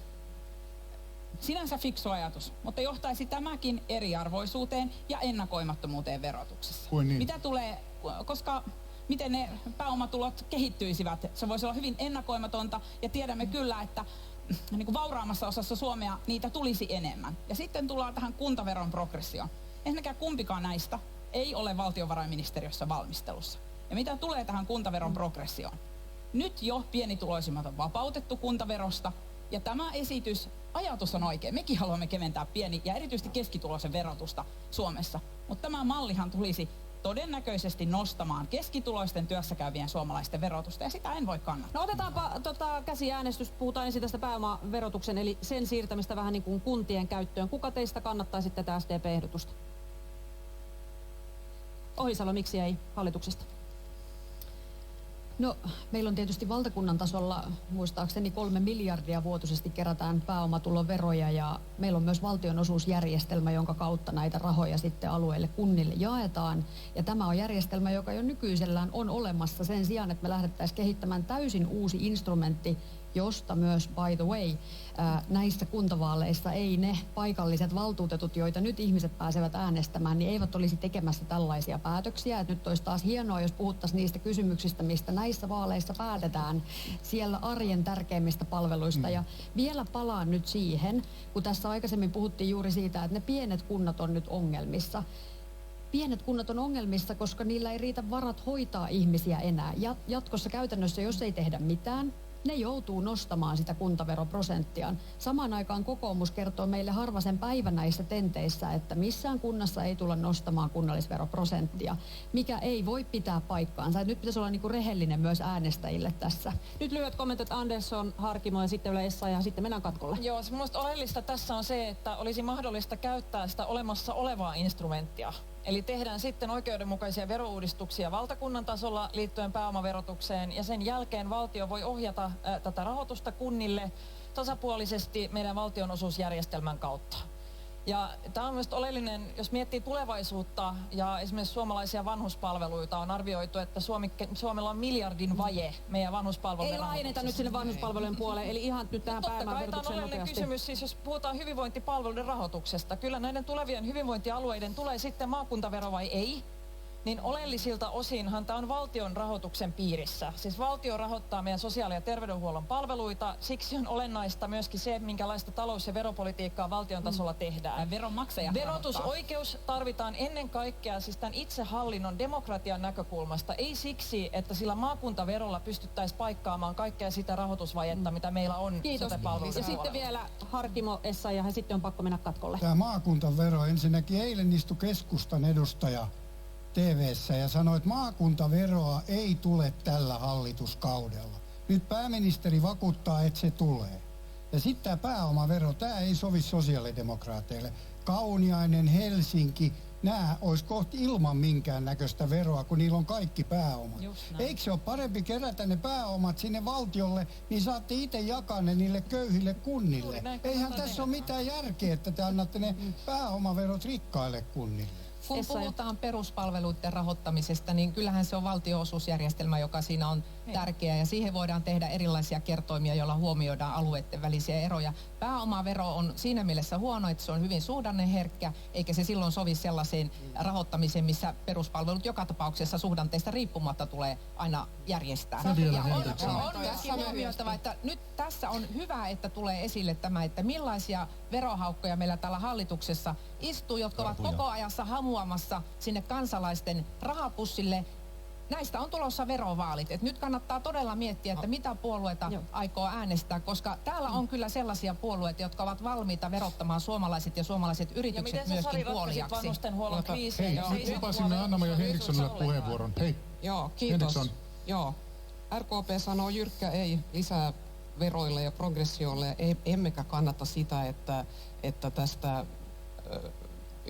tästä pääomaverosta niin otettaisiin siivu kunnille, se on poissuljettua. Hyvä puheenjohtaja, tämä selvästi jakaa sekä hallitusta että jakaa teitä. Mainittiin siitä, että näistä on tulossa verovaalit, siltä se näyttää. Voimme katkolla jatkaa vielä tätä kuumaksi käyvää keskustelua, mutta nyt käydään pienellä katkolla ja sitten puhutaan työllisyydestä. No niin, tervetuloa takaisin tänne Kattilahalliin. Tämä pääomaverotus puhutti todella paljon tällä tauolla, mutta nyt puhumme työllisyydestä, siitä miten kuntiin saadaan työpaikkoja ja työtä tekeviä ihmisiä. Työllisyyden kuntakokeiluun osallistuu 118 kuntaa ja työllisyyspalveluiden on määrä siirtyä kokonaan kunnille vuonna 2024, näin suunnitellaan. Mutta mikä tässä nyt muuttuu paremmaksi, kun Palkansaajien tutkimuslaitoksenkin tutkijoiden mukaan, niin edellisen hallituksen vastaavilla kokeilulla ei ole ollut vaikutusta työttömyyteen. Mikä tässä, Sanna-Mari, muuttuu, kun tällaista kokeilua tehdään? Eli tulevaisuudessa kunnat voivat paljon kokonaisvaltaisemmin sekä vastata niistä työllisyydenhoidon palveluista että ohjata ihmisiä sitten työn piiriin, esimerkiksi koulutuksen kautta. Mielestäni on hyvä, että kunnat ottavat isompaa vastuuta työllisyydenhoidon kokonaisuudesta, koska itse asiassa kunnissa on juuri ne kaikkein keskeisimmät tehtävät, mitä tulee vaikkapa koulutukseen ja osaamiseen, joka on sitten polku sinne työelämään. Kunnissa myös tunnetaan ihmisten tilanteet. Onko osaamista kunnissa huolehtia työllisyyspalveluista? Kyllä on. Kunnissa on erittäin vahvaa osaamista. Kunnissa tunnetaan ihmisten arjen asiat, siellä tunnetaan ihmisten tilanteet, siellä on paljon sellaista osaamista, josta on apua työllisyydenhoidon kokonaisuudessa. Ja nyt tämä kokonaisuus, elinvoimapalvelut, koulutustoiminta ja sen lisäksi tietenkin tämä työllisyydenhoidon kokonaisuus ovat samoissa käsissä. Mielestäni tämä on järkevää. Tämähän on iso klöntti, joka nyt tulee kunnille. Orpo sanoi äsken, että ne tehtävät viedään, mutta tätähän on tulossa. Mitä mieltä olette siitä? Tämä on varmasti oikean suuntainen ratkaisu.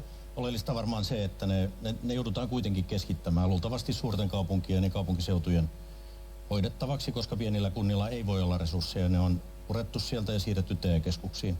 Mutta tässä tullaan tähän työllisyyskysymyksen perusongelmaan, että hallituksen kaikki ratkaisut tähän mennessä, niin ne ovat enemmän työttömyyden hoitoa, toki tärkeitä työttömien palveluita, mutta näillä ratkaisuilla tähän maahan, eli sinne Suomen kuntiin, ei synny uusia työpaikkoja. Näillä ei saada yritystä investoimaan, yrittäjää kasvattamaan yritystään, yrittäjää palkkaamaan uusia ihmisiä, eikä tällä saada ihmistä kannustettua ottamaan työtä vastaan. Ohisalo. Tämä ei ole todellinen työllisyystoimi.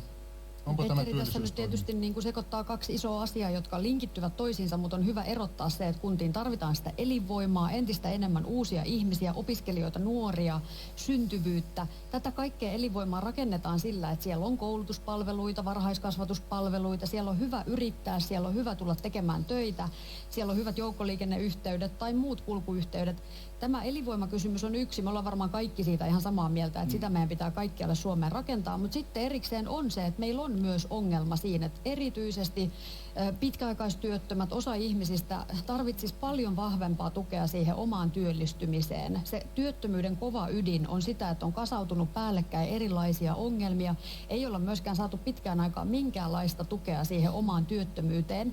Ja nyt juuri tässä mun mielestä, niin kuin Sanna sanoit hyvin sen, että kunnista löytyy sitä osaamista, siellä on koulutusmahdollisuudet, siellä voidaan yrittäjien kanssa tehdä yhteistyötä, siellä voidaan vaikka järjestöjen kanssa myös tehdä yhteistyötä, että ihan kaikki ihmiset pääsee kiinni siihen työn syrjään. Mennään tässä vähän teemassa eteenpäin ja katsotaan, minkälaisia työttömiä meillä olisi mahdollisesti, jos perussuomalaiset olisivat sitten vallassa.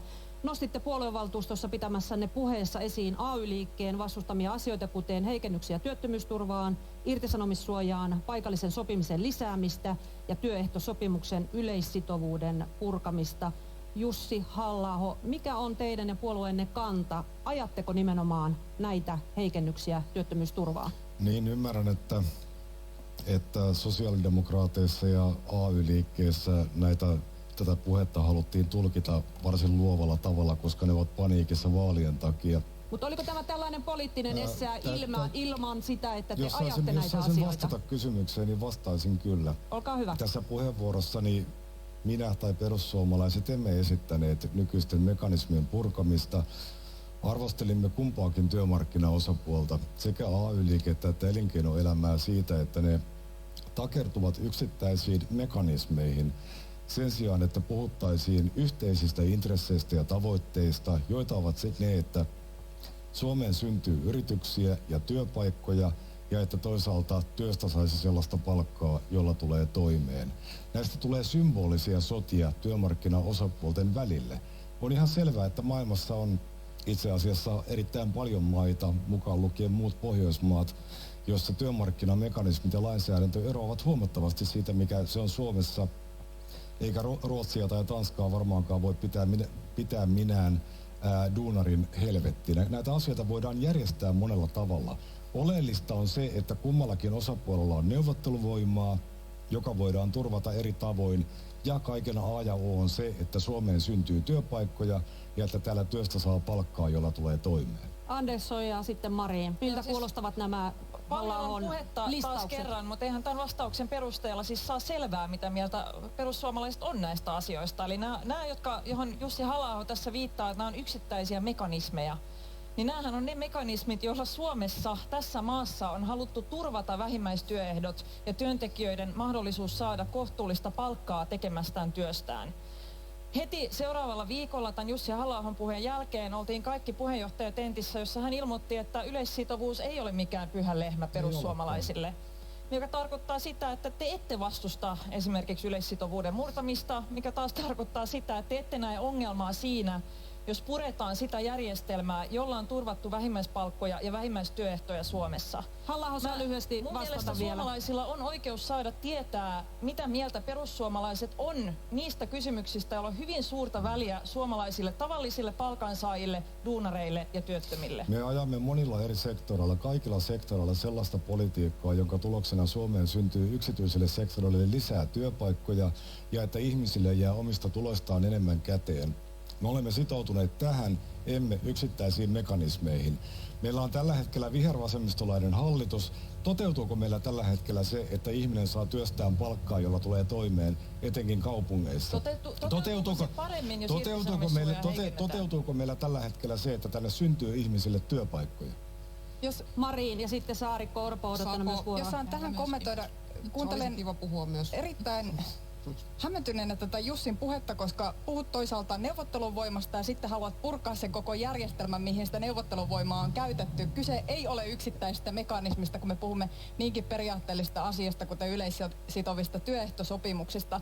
Juuri se malli, mikä on myös käytössä muissa Pohjoismaissa, myös Ruotsissa sovitaan työehdoista yhdessä palkansaajan ja työnantajaosapuolen kanssa, niin juuri se on varmistanut sen, että meillä on vähimmäispalkkataso, meillä on työehdot kunnossa, meillä on ylipäätänsä sellainen järjestelmä, jossa ihmiset voivat pärjätä työelämässä. Ja nyt perussuomalaiset haluavat purkaa tämän mallin. Teille se ei ole mikään kysymys eikä mikään, että meillä on yleissitovat työehtosopimukset. Tämä on kyllä erittäin iso linjanmuutos. Kyllä siinä mennään kokoomuksesta oikealta ohi niin, että viuhahtaa.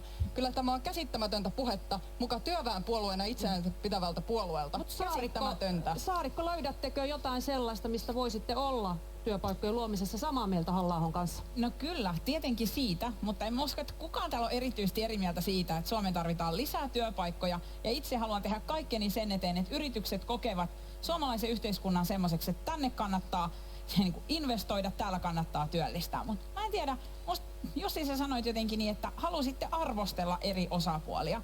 Se ei ole niin kuin mun tapa toimia. Mä kommentoin mieluummin sitä, mitä Petteri sanoi siitä, että meillä on konkreettinen esitys pöydässä, työllisyyspalvelut kunnille. Itse asiassa valtiovarainministeriö on laskenut sille yhtä suuret vaikutukset työllisyyteen kuin sille eläkeputken poistolle, joka niin ikään oli iso työllisyysuudistus, joka tehtiin viime vuoden lopulla se poliittinen päätös. Ja siitä mä oon eri mieltä. Siinä mä huomaan, että meillä on maailmankatsomusero, vaikka tässä yrittäjyydessä ja taloudessa, työllisyydessä löydämme toisiamme, mutta siinä, että sä taas sanoit jotenkin, että ei pienet kunnat pärjää, pienet kunnat ei voi hoitaa tämmöisiä työllisyysasioita. Miten niin? Mulla on vahva käsitys siitä, että pienissä kunnissa on paljon osaamista ja mun periaate on se ja keskustalaisten, että mitä lähempänä asioita päätetään. Pieni kunta voi olla hyvinkin taitava hoitamaan pitkäaikaistyöttömyyttä, jonka Maria nosti hyvin esiin. Mitä lähempänä päätetään ja samaan aikaan te olette viemässä sote-palveluita pois sieltä pieniltä kunnilta ja päätäntävaltaa ei niihin. Palveluita viemässä kukaan nyt pois. Oleellista on, Annika, se, että hyvä syntyy tekemällä, ei puhumalla. Ja kun puhutaan työllisyydestä, niin silloin on kyse siitä, mitä te päätitte kuukausi sitten puoliväliriihessä. Ja valitettavasti sen saldo oli kovin ohut. Sieltä puuttui ne todelliset työllisyyttä edistävät toimet. Ja miksi tämä ja miten tämä liittyy kuntavaaleihin? Siksi, että ne työpaikat syntyy sinne kuntiin. Mutta valtion tasolla hallituksen pitää tehdä sellaisia toimia, että saadaan kunnissa yritykset uskomaan siihen, että kannattaa investoida. Ja että sinne syntyy niitä työpaikkoja ja nämä tapahtuu. Puuttuu. Sanoja on, mutta ei tekoja. Näinhän tapahtuu pitkin Suomea parhaillaan. Näin tapahtuu Kemissä. Kiitos. Näin tapahtuu kyllä ja äärettömän tärkeää on nyt se, että nämä työvoimapalvelut siirtyvät kunnille. Valtiovarainministeriön laskelmien mukaan se antaa sen 7 000–10 000, se on hyvä työllistämistoimi. Ja me tarvitaan sitä toimintaa meidän kunnissa ja alueilla, jossa yhdessä yritysten kanssa katsotaan, että mitä tämä yritys tarvitsee. Sen takia, Jussi Halla-aho, tarvitaan myös sitä työperäistä maahanmuuttoa. Ja kun Halla-aho puhuu siitä, että pitäisi olla suurin piirtein 3 000 euron palkka, jotta Suomeen saisi tulla, niin silloinhan puolet suomalaisista ei saisi olla täällä. Se on mielestäni käsittämätöntä puhetta, että lähdetään siitä, että meillä olisi joku 3 000 euron raja. No joo, takaisin kuntiin. Kunnissa syntyy ne työpaikat. Kunnilla on äärettömän tärkeä tehtävä tässä yrittäjyyden kehittämisessä ja kaavoituksen avulla sitä voi edesauttaa ja hyvällä yhteistyöllä. Nyt tehdään niin, että puheenvuoro siirtyy Essayahille ja sen jälkeen Harkimolle. Essayah. No yksi sellainen keino, millä kunnissa voidaan vaikuttaa työllisyyskehitykseen, on julkiset hankinnat. Yli 20 miljardia vuodessa hankitaan kuntiin ja jos näillä hankinnoilla suunnataan niitä hankintoja sille omalle alueelle, oman alueen tuottajilta tuodaan elintarvikkeita koulukeittiöihin, sinne vanhustenhoivaan, päiväkoteihin, niin sillä tavalla se veroeuro pyörii siellä omassa kunnassa ja omalla alueella ja tehdään niiden kriteerien kautta mahdolliseksi se, että pystytään suosimaan oman alueen yrityksiä. Mutta sitten tähän työllisyyden kuntakokeiluun, niin siinä todennäköisesti eniten autetaan heikommassa työmarkkina-asemassa olevia, mikä on siinä sekin erittäin arvokasta, mutta täytyy sanoa, että se vaatii hyvää resurssointia kuntiin, koska silloin otetaan koppia pitkäaikaistyöttömistä, osatyökykyisistä, maahanmuuttajataustaisista, nuorista, joilla ei ole työkokemusta ja tätä kautta kunnat pystyvät parhaimmillaan säästämään näistä niin sanotuista kelasakoista, joita maksetaan monissa kunnissa satoja tuhansia euroja, kun ei ole voitu järjestää erilaisia työllisyyspalveluita ja esimerkiksi työpajatoimintaa tai tuettua työtoimintaa näille pitkäaikaistyöttömille ja vaikeasti työllistyville. Liike Nyt ja Harri Harkimo. Me ei tarvita yhtään lisää veroa, me tarvitaan lisää veronmaksajia. Ja hallitus on ihan täysin ideologisella harharetkellä. Ne ei ymmärrä yrittäjiä yhtään. Yrittäjät on ainoat, jotka pystyy palkkaamaan näitä ihmisiä. Pienet ja keskisuuret yritykset on ne, jotka luo ne työpaikat. Se on ihan sama, kuinka paljon te työnnätte ihmisiä työmarkkinoille, jos teillä ei ole ketään, kun työllistää niitä. Meidän pitäisi tehdä yrityksille jotain. Meidän pitäisi laskea investoinneista veroja. Meidän pitäisi yrittäjiä kannustaa työllistää niitä. Nyt te ette tee mitään Tuntuu siltä, että te ette ymmärrä edes yrittäjistä Tähän on nyt pakko voida Ei pidä paikkaansa. On tämmöinen kokeilukin Ohisalo käynnissä. sitten Marin vielä. Ihan lyhyesti sitten on pakko mennä katkolle. Kyseinen kansanedustaja oli myös vastustamassa tätä EUn elpymisvälinettä, kunnes niin kuin suomalaiset yritysjohtajat nousivat sanomaan, että tämä tarvitaan. Tämä luo uutta vihreää kasvua Suomeen, torjutaan ilmastonmuutosta, luodaan uutta työtä. Tämä näkyy siellä kuntatasolla. Ne on paikallisia ratkaisuja, mitä siellä tulee, mitä rahoitetaan tästä kokonaisuudesta. Ja sillä on erittäin paljon tekemistä sillä, että miten se elinvoima kehittyy. Ja lisäksi haluan vielä jatkaa tästä maahanmuutosta. Me viimeksi tänään saimme lukea, että Suomen on tulossa ennätysmäärä investointeja. Tämä on erittäin tärkeää. Investointeja, sitä kautta työllisyyttä, sitä tarvitaan. Meidän pitää tukea yritystoimintaa ja tässä varmasti voimme kaikki olla samaa mieltä. Mutta se kysymys kuuluu, miksi kunnat ovat halunneet työllisyydenhoidon tehtävät? Ja sehän johtuu siitä, että kunnat joutuvat tällä hetkellä maksamaan sakkomaksuja siitä, että heillä on pitkäaikaistyöttömiä esimerkiksi omalla alueellansa, mutta heillä ei ole valtaa järjestää ihmisille riittäviä palveluita ja sitä kautta hoitaa ihmisiä töihin. Ja nyt kun me annamme kunnille valtaa, siis hoitaa myös näitä työllisyydenhoidon palveluita paljon paremmin, niin kunnat voivat nyt vastata juuri siihen, mikä on ollut ongelma. Eli nämä sakkomaksut. Kunnat ovat itse halunneet näitä palveluita hoitaa ja nyt hallitus sen mahdollistaa. Menemme eteenpäin. Kello rientää valitettavasti. Palaamme aivan tuota pikaa viimeiseen osuuteen. Silloin puhumme hetken aikaa koulutuksesta.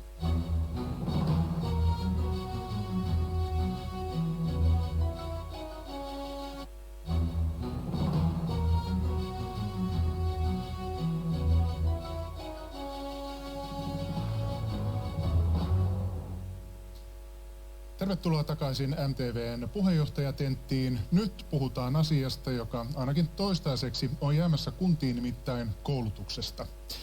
Jotta koulut pyörisivät, tarvitaan lapsia, niin kuin hyvin tiedetään, ja syntyneiden lasten määrä väheni 285 kunnassa vuosina 2010 vuoteen 2019.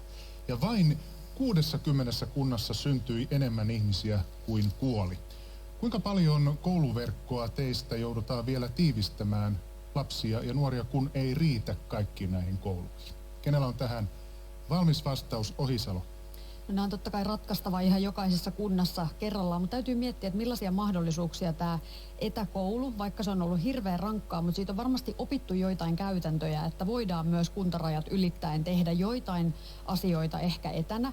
Voidaan miettiä sitä, että voisiko ensimmäisen luokan ja ehkä sen esiopetuksen yhdistää tietyin paikoin ja ikään kuin seiniä myös hieman tiivistää miten näillä alueilla. Miten se kouluverkon tiivistäminen? No juuri tätä haen takaa, että etsiä erilaisia uusia malleja siihen, että kun lapsia on vähemmän, niin voitaisiin ehkä entistä enemmän yhdistää näitä asioita yhteen. Ja totta kai iso kysymys on nyt kaikessa koulutuksessa siitä, ja tästä on kyse, kun ihmiset menevät urnille äänestämään, että palataan sinne perusasioiden ääreen koulutuksessa. Että Opettajilla on aikaa tehdä työnsä hyvin, siellä on aikaa kohdata ne lapset kunnolla, aikaa antaa erityistä tukea niille, jotka sitä tarvitsee. Puututaan kiusaamiseen, tarjotaan harrastuksia koulupäivän Anteeksi, yhteyteen. keskeytän. Me olemme Kaikkea tästä tätä me hellyttävän tarvitaan. yksimielisiä, mutta viimeisen 20 vuoden aikana on lakkautettu noin 1700 peruskoulua. Ja vielä kaiken päällinen Opetushallituksen selvityksen mukaan seuraavan 20 vuoden aikana 500 koulua lakkautetaan. Ja näistä koulustahan puhutaan kunnissa näissä vaaleissa todella paljon, varsinkin syrjäseudulla. Annika Saarikko, mikä neuvoksi? Lapsia ei riitä, kouluja pannaan kiinni. Puhutaan kouluverkosta, mutta myös siitä, missä kunnossa koulut ovat. Ja se on tosi monen tulevan kuntapäättäjän päänsärky. Ja siksi on reilua keskustella ääneen tästä vähenevästä lasten määrästä. Ensinnäkin Suomessa pitää tehdä semmoista politiikkaa, että syntyy ilmapiiri, lapsia totta kai. Ei tarvi ottaa annettuna tästä eteenpäin, että lapsia syntyy näin vähän. Mutta sitten kun mennään siihen kouluverkkoon, mä oon tosi monesti ton Marian kanssa eri mieltä. Mutta tässä asiassa meillä on yhteinen linja. Mä ajattelen aivan samalla tavalla. Me voitaisiin nähdä päiväkoti, esiopetus ja eka-tokaluokka tiiviimpänä semmoisena pienten lasten koulupolun alkupäänä, niin että ainakin se turvattaisiin, tehtäisiin periaatepäätös, että sen olisi oltava lähipalvelu, eikä kohtuuttomien koulukuljetusten pitkien matkojen takana. Eli ajateltaisiin vähän uusiksi sitä päiväkotielämän ja eka-tokaluokan arjen yhdistämistä. Myöskin niin, että lapsen näkökulmasta sen polun voisi kulkea enemmän omaan tahtiin. Eli ymmärsikö oikein, että lähikoulu jollain lailla turvataan, oli niitä lapsia sitten vaikka yksi suunnilleen, kun Luhangalla esimerkiksi, missä kävimme, niin viime vuonna syntyi vain yksi lapsi. Se on ihan totta, että lapsia syntyy koko Suomessa liian vähän ja siksi pitää tehdä semmoista perhemyönteistä politiikkaa, että tämä tilanne muuttuu.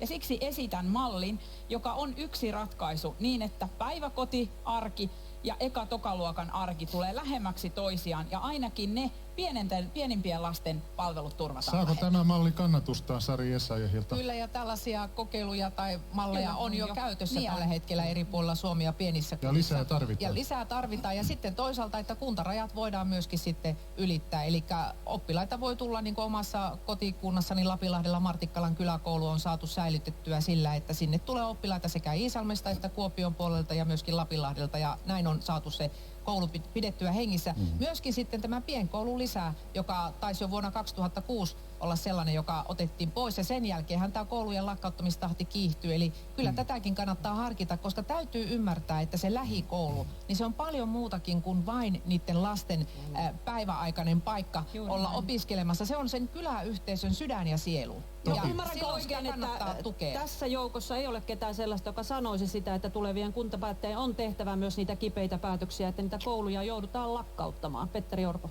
Niin siis kai täytyy olla sen verran rehti, että kun meidän lasten määrä vähenee, niin silloin se koulujen määräkin vähenee. Ja jos ei kunnassa ole lapsia, niin silloin siellä ei ole kouluakaan. Eli kyllä meidän täytyy tehdä sellaista politiikkaa kunnissa, että sinne muuttaa lapsiperheitä ja siellä perheitä perustetaan ja lapsia syntyy. Mutta kouluverkkohan elää koko ajan ajassa. Et kyllähän meillä jo suurissa kaupungeissa, tai vaikka kotikaupunkini Turku, on tehty monta niin sanottua kouluverkkoselvitystä, koska kaupungin rakenne kehittyy, jossakin rakennetaan uutta, siellä on paljon lapsia, jossain toisaalla ei ole, niin sieltä se kouluja suljetaan ja toisaalle rakennetaan uusia parempia kouluja. Mutta vielä kerrankin Annikan kanssa samaa mieltä, että kyllä se näihin varhaisiin vuosiin kannattaa kiinnittää huomiota ja mä puhuisin 2-vuotisesta puolipäiväisestä maksuttomasta esiopetuksesta kaikille, koska siinä me päästäisiin kiinni vielä siihen isoon ongelmaan, mikä meidän peruskoulussa on, että kaikki ei pysy mukana. Ja jos siinä varhaisissa vuosissa jo me pystyttäisiin saamaan kaikki lapset 2 vuodeksi siihen esiopetukseen, niin se voisi auttaa monen pienen koululaisen paremmin liikkeelle ja valmistuisi sitten sieltä hyvillä eväillä elämään sieltä peruskoulusta. Ja ilmeisesti kesällä takaisin opetusministeriksi palaava Li Andersson.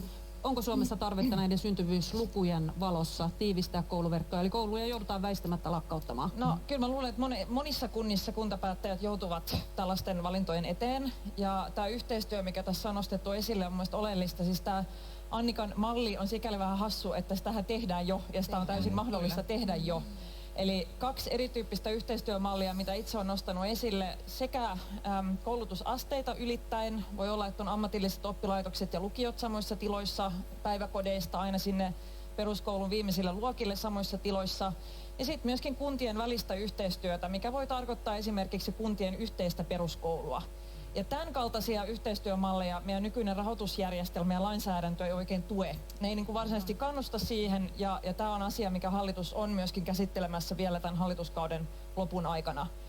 Kaikkein tärkeintä, sanon kuitenkin myös opetusministerin tehtävässä toimineena, on kuitenkin se, että kuntapäättäjät priorisoi ja aina miettii opetuksen laatua. Siis Suomi on kansainvälinen poikkeus siinä, että meillä koulujen väliset erot oppimistuloksissa on maailman pienempiä.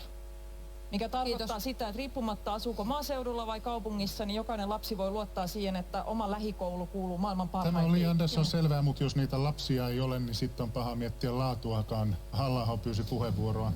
Niin sanottu kouluverkon tiivistäminen eli koulujen sulkeminen on siellä kuntapolitiikan ytimessä suurimmassa osassa Suomea. Kyllähän asia on niin, että ei kukaan päättäjä kouluja sulje ilkeyttään, vaan siksi, että kun sieltä loppuvat lapset tai ei ole rahaa niiden koulujen auki pitämiseen, vaan niitä joudutaan yhdistämään. Mutta tässä tarvitaan sitä, mitä kutsutaan aluepolitiikaksi. Vaikka tietysti on niin, että jos lapset loppuvat koulussa tai käyvät hyvin vähin, niin koulua ei voida pitää käynnissä. Mutta toisaalta jos matalalla kynnyksellä suljetaan kouluja oppilasmäärien vähenemisen vuoksi, niin se monesti merkitsee kuoliniskua sille paikalle, koska nämä ovat juuri sellaisia palveluja, joita lapsiperhe tai lasten saamista suunnitteleva perhe kyllä katsoo hyvin tarkkaan, kun he tekevät päätöstä omasta asuinpaikastaan. Maria Saarikko. No ensinnäkin meidän pitää tehdä perhemyönteistä politiikkaa, sitä hallitus on tehnyt. Aivan sieltä varhaiskasvatuksesta sitten myöhempiin koulutusasteisiin asti. Eli meidän pitää panostaa koulutukseen, varhaiskasvatukseen, perusopetukseen, toisen asteen koulutukseen aina sinne korkea-asteelle asti. Ja sen lisäksi tehdä perhemyönteistä politiikkaa, tukea perheitä ja auttaa heitä niin, että tähän maahan syntyy lapsia. Sitähän me varmasti kaikki haluamme. Ja kyllä meidän pitää pystyä turvaamaan myös se, että koulupalveluita on saatavissa lähellä. Mutta kunnat tekevät omia ratkaisuitansa ja monesti kyse on myös näistä tiloista. Meillä on hirveän paljon home- ja sisäilmaongelmista kärsiviä tiloja ja kouluja, ja silloin voi olla järkevämpää kenties tiivistää kouluverkkoa, rakentaa uudet puhtaat tilat. Itse vieraili Imatralla, siinä oli rakennettu upeita puukouluja, johon oltiin kerätty eri luokka-asteita ja tosi modernit, hienot tilat ja samalla parannetaan opetuksen laatua. Totuus on kuitenkin, että tällä hetkellä kouluja suljetaan kiihtyvään tahtiin. Suljetaanko niitä, Marin, liian herkästi teistä? No, tämä on tietenkin asia, joka on kuntapäättäjien käsissä. Itse en halua lähteä arvostelemaan kuntapäättäjiä, jotka joutuvat painimaan näiden kysymysten parissa. Siellä varmasti tarkkaan tehdään punninta siitä, että millä tavalla kouluverkkoa kehitetään, ja meidän pitää luottaa kuntapäättäjiin, että he pystyvät juuri sen oman kuntansa tilanteesta käsin nämä asiat ratkaisemaan. Henriksson. Joo, no se on kuntapäättäjän ehkä vaikein paikka se, kun joutuu siihen tilanteeseen, että on pakko hyväksyä se, että meillä ei lapset riitä siihen, että kaikki ne koulut, mitkä meillä nyt on, niin pidetään auki, vaan on pakko tehdä niitä päätöksiä myös, että nyt on se aika edessä, että tämä koulu ehkä lakkautetaan, mutta samalla on tärkeää sitten miettiä myös sitä, että miten me voidaan sitten tehdä niin hyviä päätöksiä, että ne lapset, jotka jatkavat sitä koulutusta, saavat sen siinä hyvässä, laadukkaassa rakennuksessa, joka on uudistettu ja niin edelleen. Näin me ollaan tehty Pietarsaaressa. Siellä on jouduttu mun aikana valtuustossa lakkauttamaan 2-3 koulua, mutta samalla on rakennettu uusi ja meillä on ehkä maamme paras kielikylpykoulu. Kannatan kaikkia tulla katsomaan sitä. Se on erittäin toimiva. Siellä on sekä suomen että ruotsinkieliset lapset saman katon alla. No niin, Pietarsaaren mainokset. Joo, mutta siis tähän ydinkysymykseen, niin Suomen lapsille ja perheillään se koulu on, se on A ja O. Sen pitää toimia, sen pitää olla lähellä, mutta ei voida sulkea silmiämme myös siltä, että voi joutua tekemään näitä vaikeita päätöksiä. Silloin me tullaan siihen, että tämä Annikan malli on hyvä asia, etäpalvelut. Siinä mielessä lukiossakin voisi opetella muita kieliä varmasti etänä. Siinä sitä yhteistyötä kaupunkien ja kuntien välillä tarvitaan. Liike Nyt, olette tekemässä tuloa tänne Helsinkiin, mutta mikä on teidän lääkkeenne sitten? Teillä on ehdokkaita myös tuolla Helsingin ulkopuolella. Joo, mulla on kokemusta koulusta. Mä oon käynyt 10 eri koulua, mutta Annika pyysi, että mä kehuisin sitä, niin nyt mä kehun sitä, että sulla oli hyvä idea äsken. Mutta totta kai näillä haja-asutusseudulla pitää niinku taata ihmisen, jokaisen suomalaisen pitää saada koulu ja silloin pitää se maksimimäärä määritellä, että missä se koulu 50 kilometriä tai joku tämmöinen matka pitää olla. Jokaisen ihmisen pitää pystyä käymään kouluun. Pitääkö tämä olla jotenkin jopa lakiin kirjattuna? Pitäisi. Se on, okei. Jos on jo määritelty kyllä koulumatkan pituutta, mutta se on määritelty tunneissa eikä kilometreissä, mutta se on aika pitkä jo nykyisellään, eli se ei tavallaan niin kuin sinänsä myöskään ratkaise sitä ongelmaa. Mun on vaan pakko kommentoida tätä käsitesekaannusta, kun puhutaan etäkoulusta, koska on tosi iso ero siinä, puhutaanko sellaisesta digitaalisin välinein tapahtuvasta opetuksesta, jossa opettaja ja oppilaat voivat olla eri kouluissa ja saada sitä opetusta, ja siitä, että opiskelijat olisivat kotona saamassa sitä opetusta. Ja tämä jälkimmäinen malli on sellainen, mitä meidän lainsäädäntö ei mahdollista tällä hetkellä perusopetuksen osalta, ja mitä minä myös en henkilökohtaisesti kannata, koska tämä korona-aika on osoittanut sen, että se myös kasvattaa eroja oppilaiden välillä, eli me ei pystytä samalla tavalla tarjoamaan ja huolehtimaan siitä tuesta kaikille oppijoille, jos mennään niin kuin tämän kaltaiseen etäopiskeluun. Ihan lyhyesti Saarikko, ja sitten menemme tällaiseen lopputehtävään teidän kanssanne. Ihan lyhyesti. Kiitos Jallis kehuista. Toivoin niitä, että et sotkisi minua siihen verosirkukseen, mikä tässä on pyörinyt, mutta Jussi Halla-aho nosti esiin ihan oikein, että sillä kouluverkolla ja elinvoimallisilla palveluilla on paljon merkitystä myös sen kanssa, kun lapsiperhe pohtii, mihin haluaa muuttaa. Nostit esiin aluepolitiikan, joskus olet nimittänyt niitä tukiaisiksi, mutta minä ainakin kannatan sitä. Ja ehkä tämän niin kuin talouden näkökulmasta tämä syntyvyyskeskustelu on hyvä vielä todeta, että se on myös estämässä meillä talouskasvua, jos lapsia syntyy vähän, ja siksi sen politiikan me haluamme muuttaa. Kiitos. Se oli napakasti lopetettu, pakko lopettaa, mutta nyt otetaan tällainen pieni vaalipuhe loppuhuipennus. Teillä on edessänne siellä kirjekuori, avatkaa se ja tutustukaa siihen samalla, kun kuuntelette ohjeita. Sinne on tyypitelty teille tällainen äänestäjä. Ja Jan kertoo enemmän. Joo, kuunnelkaapa nyt. Ne on siis erilaisia kuntalaisia eri puolilta Suomea. Ja teidän tehtävänne on hurmata, oikein hurmaatte tämän henkilön, joka on siellä teidän paperillanne yhdellä keskeisellä kuntavaaliteemallanne. Eli miksi tämä kyseinen äänestäjä nimenomaan tarttuisi teidän puolueeseenne? Aika on puoli minuuttia. Hyvin tiiviisti. Ja aloitetaan Anna-Maija Henrikssonista. Miten te hurmaatte Ramin? Rami on 40-vuotias kuorma-auton kuljettaja Naantalista. Siis Rami voi olla aivan varma siitä, että RKP ei halua korottaa kuntaveroja. Me halutaan tehdä kaiken muun ensin, ja me halutaan myös, että kuorma-auton kuljettaja voi tulevaisuudessa ajaa biokaasukuorma-autolla. Sen eteen tehdään töitä. Ja Harri Harkimo, mikä on teidän viestinne Eskolle, joka on työtön mies Kemistä?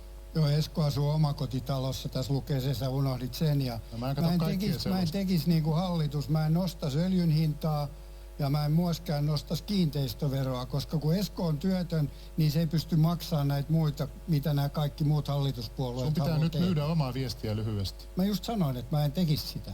Mä auttaisin niitä sillä, että näitä veroja ja näitä kustannuksia ei nostettaisi. Ja Sari Essayah, teillä on siellä edessänne Sirkka, 38-vuotias biologi Joensuusta.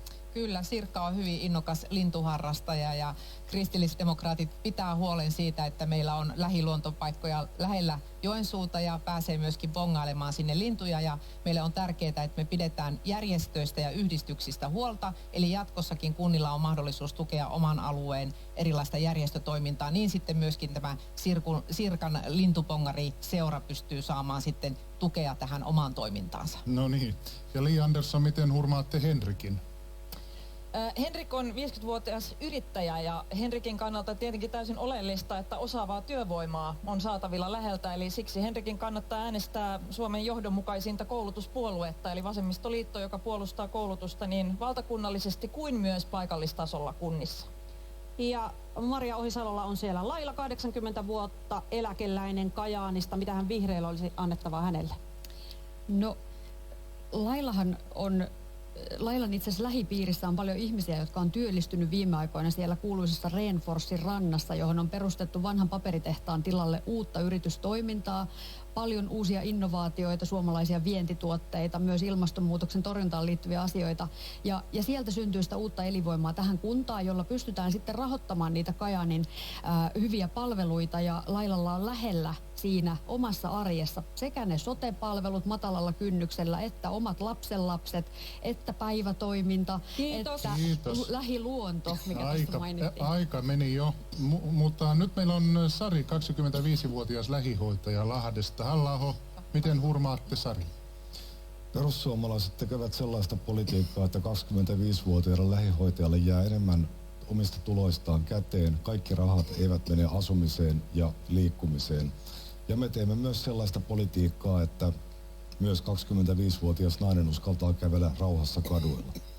No entäpä Petteri Orpo, mitä annettavaa, mikä on kokoomuksen ykkösviesti? Raimo 56 vuotta ja tehdastyöntekijä Jämsästä.